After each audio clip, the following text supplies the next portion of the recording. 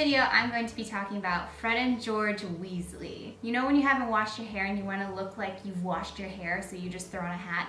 Yeah, this is what I'm doing today. I really wanted to do a video about Fred and George Weasley, talking about theories that I've read, my favorite theories, and I'm going to touch on 3 of them. Some of them are quite sad, but they left a mark. One of the reasons why I feel like a kinship, is that the word? I feel connected to the Weasley twins is that I was also born a twin. There's a very particular kind of connection that's there. Me and my sister, if we were to look at each other as the Weasley twins, she would be Fred and I would be George. I'm pretty sure Fred is the oldest, and that's how we based it off of. I'm the younger twin, so I would be George. She would be Fred because Fred is the oldest. We do this thing where when we're about to leave to go somewhere together, I'll say to her, "Ready, Freddie?" And she'll be like, "Ready, Georgie." So we like incorporate the Weasley twins in our daily lives. Yeah, let's get to it.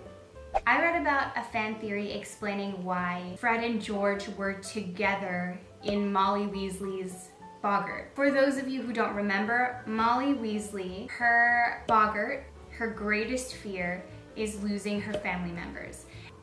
There's like a giant truck passing. When she came across a boggart, it would transform into each of her family members individually dying.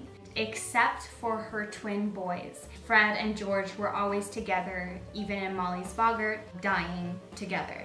And that is because someone pointed out that even in Molly's worst nightmares, Fred and George would never be separated. They would always be together, even in death. So when you think about what ended up happening to the twins, it's quite sad. Not even their own mother thought that they would ever be separated. There's a theory about Fred and George's name and how it kind of foretold their fate. It kind of foreshadowed what was going to happen to these boys. So according to this fan theory, all the Weasleys' names, except for Ron, have royal British origins. So when you think about Fred and George, there's King George, who was deaf in one ear, or at least going deaf in one ear. And George Weasley lost his ear in a battle on broomsticks in the 7th book by a off-target Sectum Sempra spell by Snape. And King George became king after the untimely death of Prince Frederick. The parallels are quite similar.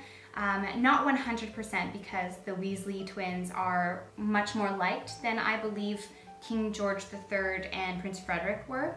And the similarities of both Georges having hearing problems or having lost an ear, and both Freds having met an untimely end, and both Georges having to fill in to carry on the family legacy.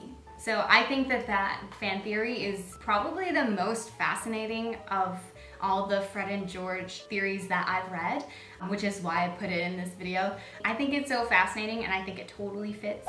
This one is probably the saddest theory, and I feel like it's less of a theory, more of a fact. And I've touched on this on another video. I can't remember which video I talked about this. I just wanted to touch on it again because for me as a twin, I really feel this one. I really connect to it. It like hits me in a very particular way, and I'm sure all of you guys watching can definitely imagine what it would be like. You guys are like, no idea what you're talking about, girl. The fact that George Weasley could not produce a Patronus after Fred's death.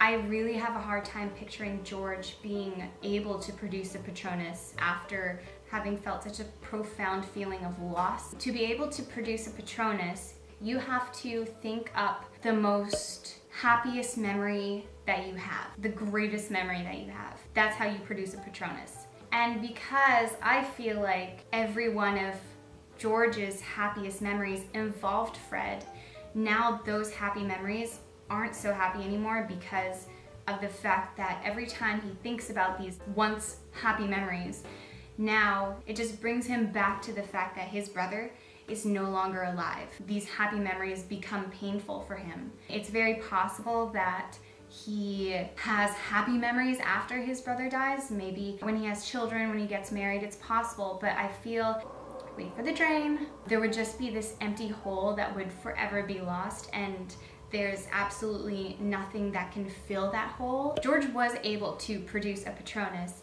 before his brother died, but that was because he did have happy memories back then. I think I read this somewhere, but I can't remember. I feel like if he were able to produce one again after his brother's death, I feel like his Patronus would have transformed into his brother's Patronus. George's was a coyote and Fred's was a hyena, and I think that George's Patronus would have transformed into a hyena instead of the coyote that it once was. But I mean, I'm hopeful for George to be able to produce a Patronus, but I mean, I actually think it's unlikely for him, and that's the sad truth of it. That's it for my Fred and George Weasley theory video. Comment below and let me know if you guys have ever known twins, or how you guys felt about Fred's death. Because I know for me, I've said this in my Harry Potter tag, that Fred would be the one Harry Potter character out of all of them that I would bring back to life. And that's a big deal for me because I love Remus Lupin, but I would actually prefer to bring Fred back. It's really sad for me to think of the fact that George has to go through life without his brother. So if you guys like this video, if you guys like the Weasley twins, please don't forget to give me a thumbs up. And if you haven't subscribed to my channel yet, just do that right below. And if you want to follow my social media accounts, then as I'm clapping, all that information is in the description box. I am more of an Instagrammer, so I'm mostly on Instagram rather than anything else. Thank you guys so much for all your support, and I will see you in my next video. Much love, guys. Bye. I'll pull my heart up through my mouth. This year's been hard for us, no doubt. Let's raise a glass to a better one. Let all the things that we've overcome bring home to us, 'cause me and you, we can hold this out.